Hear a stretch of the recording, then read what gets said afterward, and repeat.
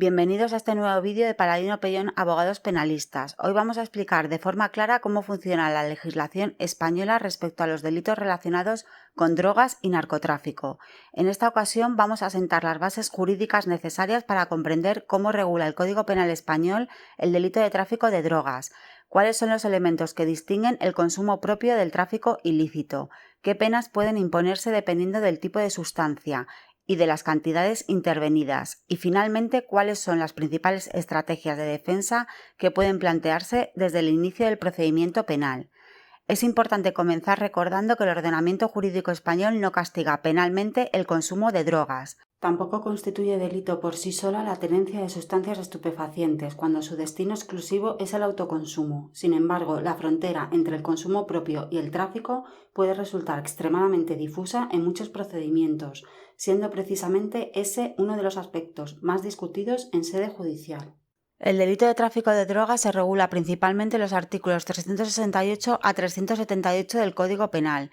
Estos preceptos sancionan las conductas relacionadas con el cultivo, elaboración, tráfico, promoción, favorecimiento o facilitación del consumo ilegal de drogas tóxicas, estupefacientes o sustancias psicotrópicas, así como la posesión de estas sustancias cuando tengan por finalidad alguna de dichas actividades. El bien jurídico protegido por estos delitos no es individual de una persona concreta, sino la salud pública. Esto significa que el legislador considera que el tráfico ilegal de determinadas sustancias supone un riesgo para toda la sociedad y por ello establece un sistema penal especialmente severo.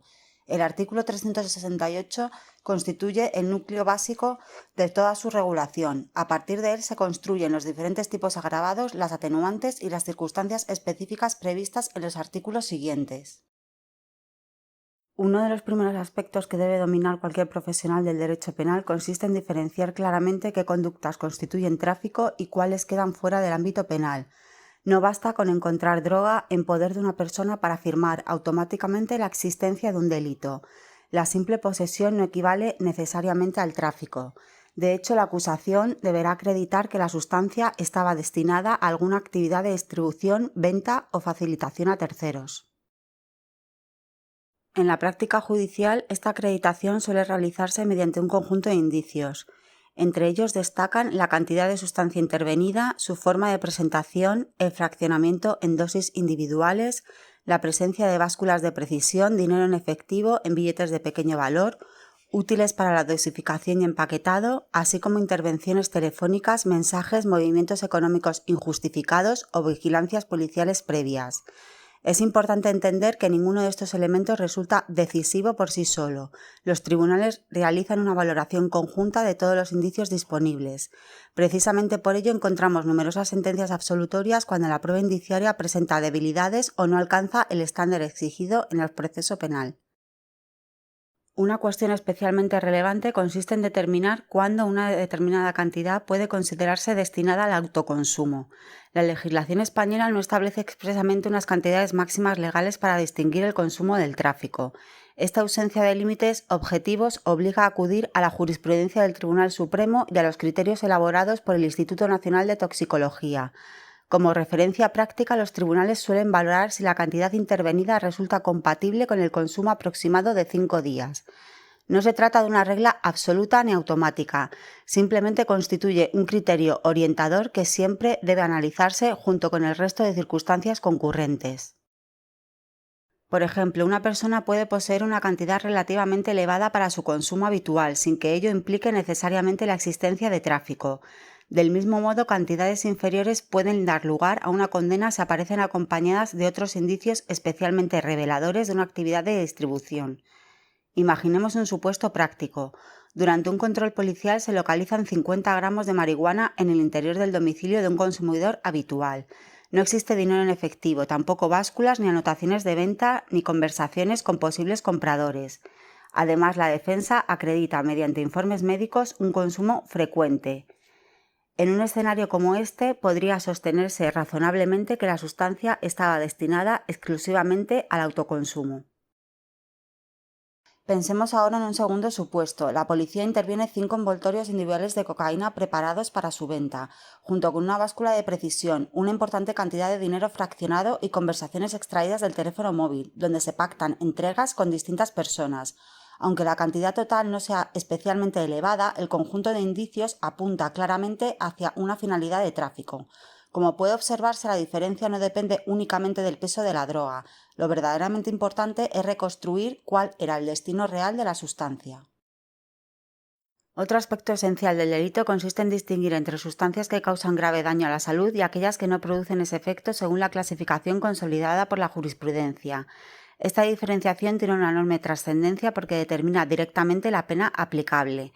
Entre las sustancias que causan grave daño a la salud encontramos, entre otras, la cocaína, la heroína, el MDMA, el LSD o la metanfetamina. Por el contrario, el cannabis y sus derivados, como la marihuana o el hachís, se consideran sustancias que no causan grave daño a la salud a efectos penales. Esta clasificación no responde a debates médicos actuales, sino a una construcción jurisprudencial consolidada que sigue siendo aplicada por los tribunales españoles.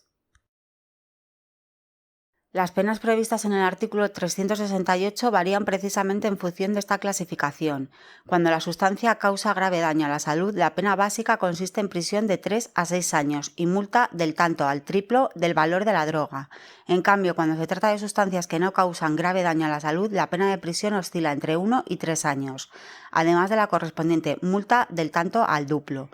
No obstante, estas penas pueden incrementarse considerablemente cuando concurren determinadas circunstancias agravantes previstas en el Código Penal. Entre ellas destacan la notoria importancia de la cantidad intervenida, la pertenencia a organizaciones criminales, la utilización de menores, el desempeño de determinadas profesiones o el aprovechamiento de establecimientos abiertos al público para desarrollar la actividad ilícita. La notoria importancia constituye uno de los conceptos más relevantes en esta materia. No depende únicamente del peso bruto de la sustancia. Los tribunales toman como referencia la cantidad del principio activo existente en cada droga. Por ello, resulta absolutamente imprescindible analizar el informe pericial químico incorporado al procedimiento. Un error frecuente consiste en fijarse únicamente en el peso total intervenido sin examinar el porcentaje real de pureza. Sin embargo, dos partidas aparentemente idénticas pueden contener cantidades muy diferentes de principio activo, lo que modifica sustancialmente la valoración jurídica del caso. En consecuencia, el análisis pericial adquiere una enorme importancia durante la instrucción. Desde la perspectiva de la defensa penal resulta fundamental revisar exhaustivamente toda la prueba que señala al acusado. Las estrategias de defensa comienzan mucho antes del juicio oral. En realidad, las decisiones adoptadas durante las primeras diligencias suelen condicionar el resultado del procedimiento. La primera línea de defensa consiste en examinar la legalidad de la actuación policial.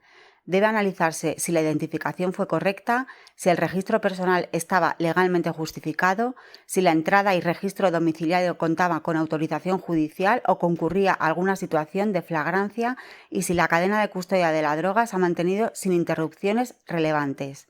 En el caso de existir intervenciones telefónicas, resulta indispensable fiscalizar la motivación y proporcionalidad de la resolución judicial que las autorizó, comprobar la existencia y suficiencia de los indicios que justificaban la medida, su necesidad y delimitación, así como descartar que se trate de una investigación prospectiva, carente de una base indiciaria suficiente.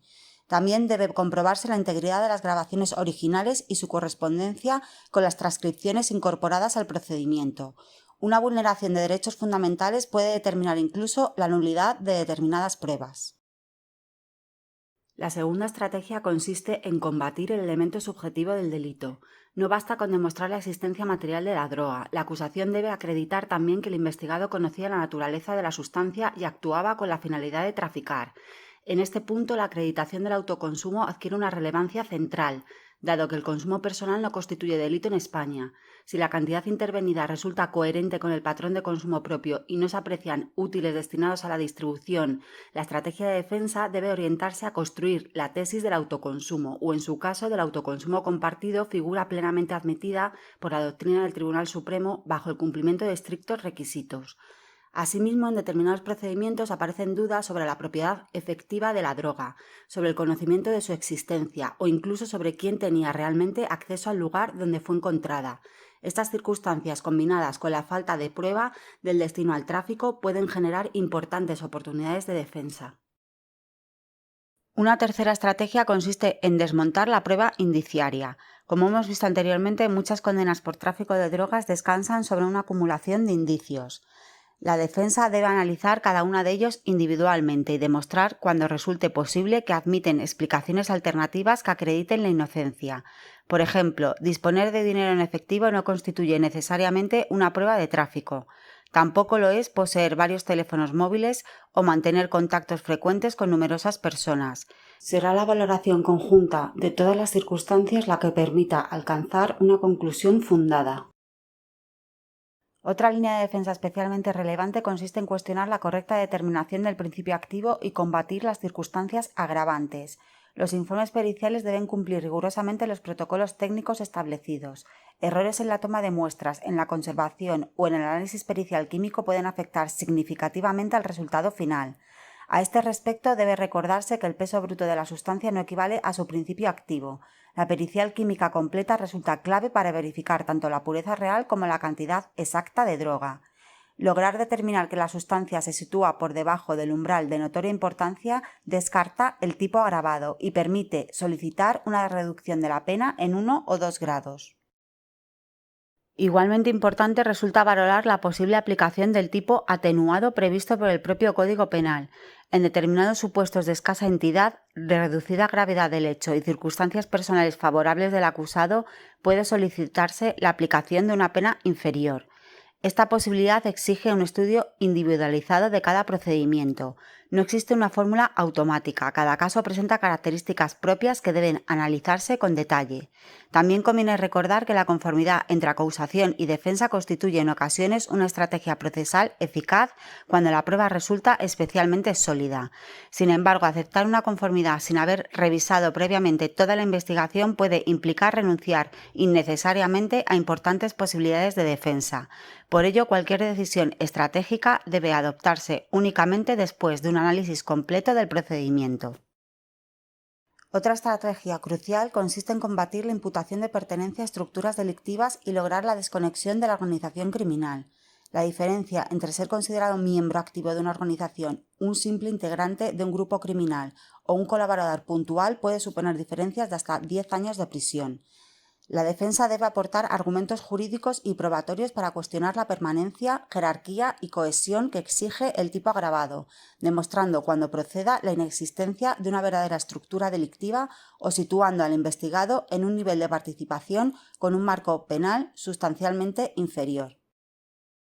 En definitiva, los delitos relacionados con el tráfico de drogas presentan una elevada complejidad jurídica y probatoria.